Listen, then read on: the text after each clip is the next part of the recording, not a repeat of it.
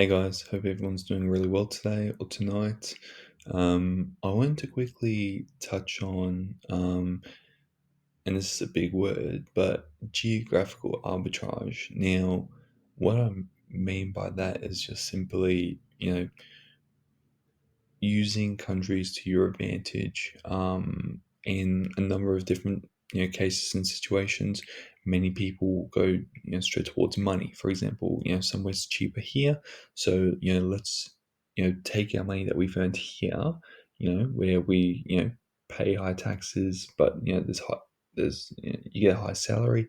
There's also higher costs of living, and let's take that to somewhere where there's lower taxes, lower cost of living, and we can really live it up, right? So I'll get more into detail on the examples of what geographical arbitrage is, but that's kind of just a high level overview. Let's get into it. So yeah, like I've said, it's being able to leverage the differences between different countries. Now, mostly it's costs. So the costs in Thailand, for example, are going to be a lot cheaper than the costs in Australia, for example.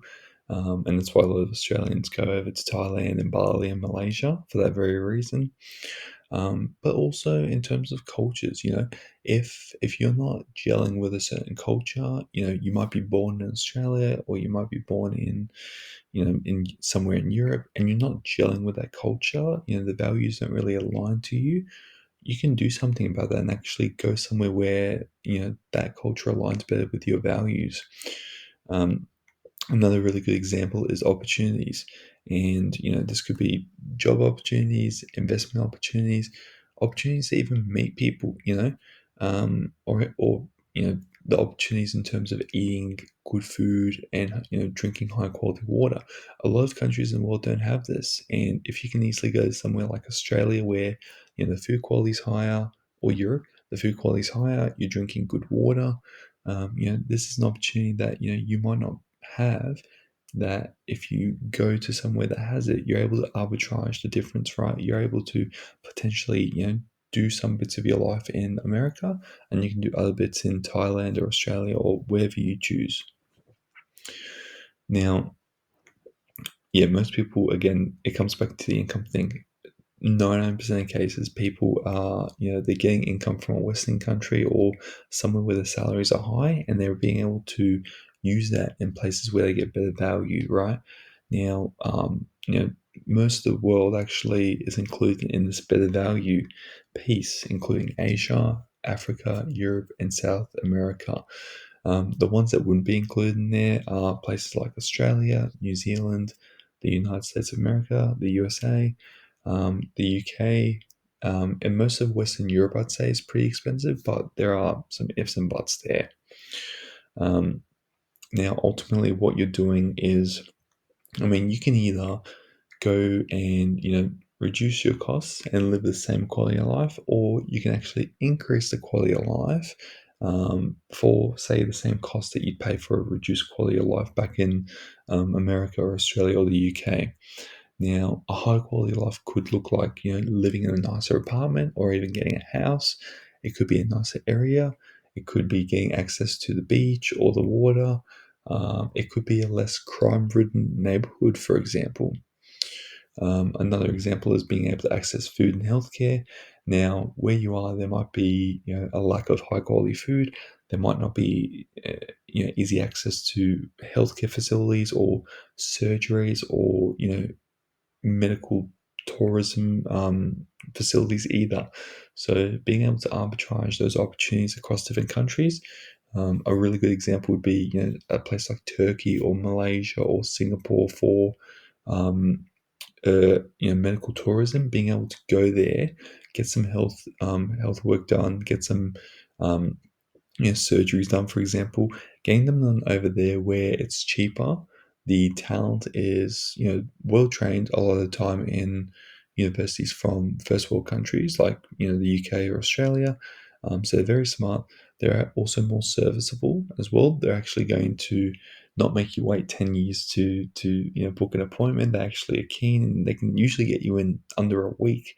Where in a place like Australia or the UK or America, that certain surgery or that certain procedure might take up to a year. So there's definitely benefits in geological arbitrage, as you can see. And I've also said here quicker retirement. Now, for some people just wanting to do the bare minimum and just retire somewhere, potentially retire as a 25, 30, 35, 40 year old. I'm sure you guys would have heard about the financial independence retire early community, which essentially means that they save a bunch up front and then they can deploy that capital later on in life as they retire.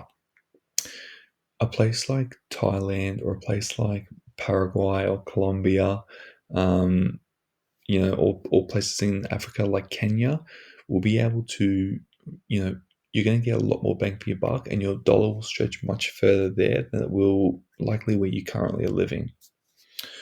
And yeah, like I've said, it's not all about money. Things like culture, quality of life, and finding people that align with you better can also be found through geographical arbitrage. Sorry. Now, some examples of ways that people are taking advantage of this.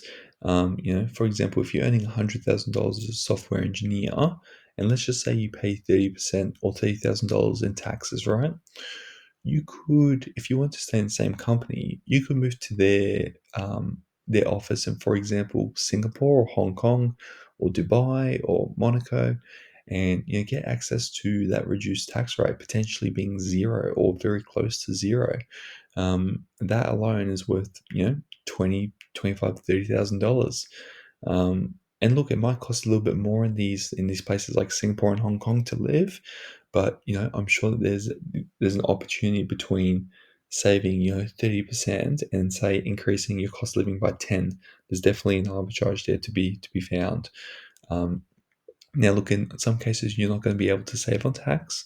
Whether it's that the business doesn't have a office in that certain country, or your certain situation, you're not able to just take advantage of the tax regime in that country. At a bare minimum, if you're moving to a cheaper country, things are going to be cheaper, right?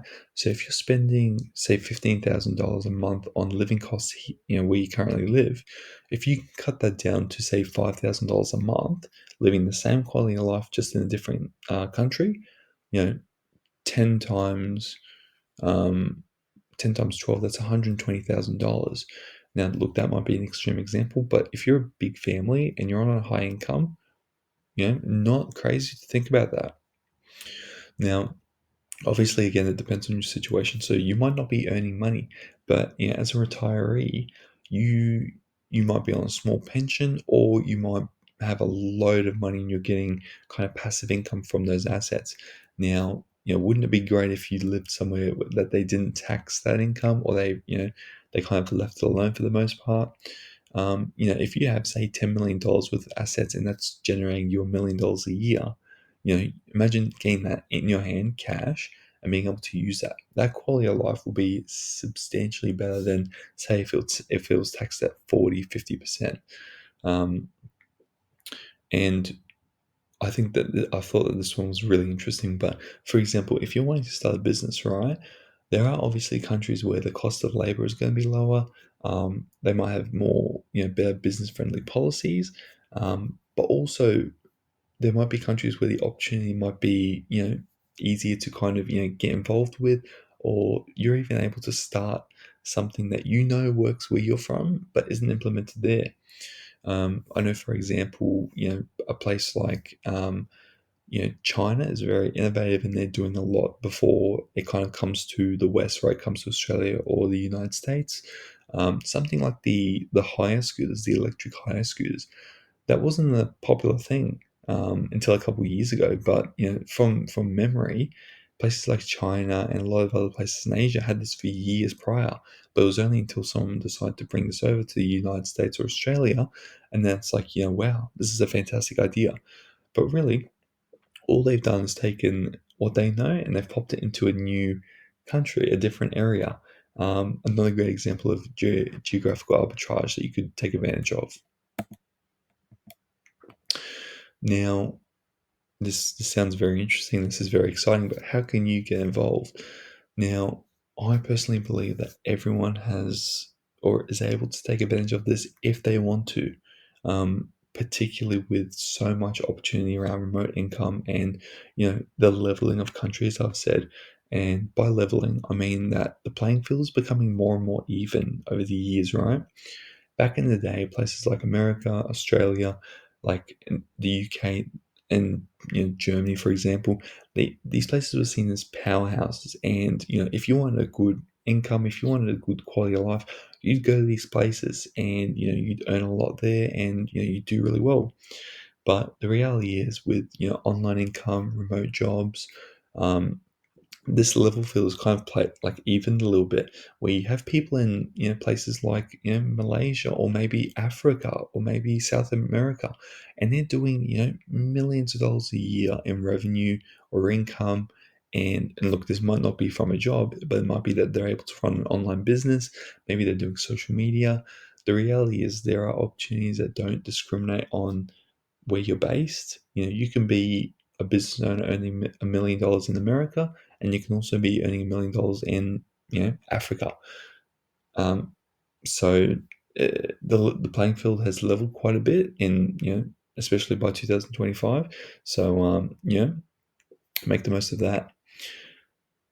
I think as well, like I mentioned, you don't have to be in the same location to actually do business, and it's becoming more normal to not be in the same location. I know personally, I've purchased properties without actually seeing them in person, and there's processes and stuff you can do not needing to be there, and I've taken full advantage of that because there's no need for me to be there. Business is done, for a lot of time online now. So if I can eliminate a trip and save time, I'm going to do that.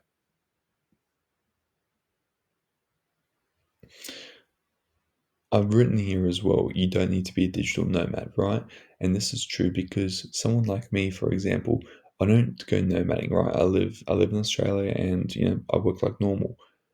But what I do is I take advantage of regular international trips. Now, for example, I've said here dental. I actually went to places like Turkey and Malaysia to get my dental done. Now, it might be as simple as, a teeth clean, but just being able to kind of, it saves a little bit of cost, but it's also the service as well.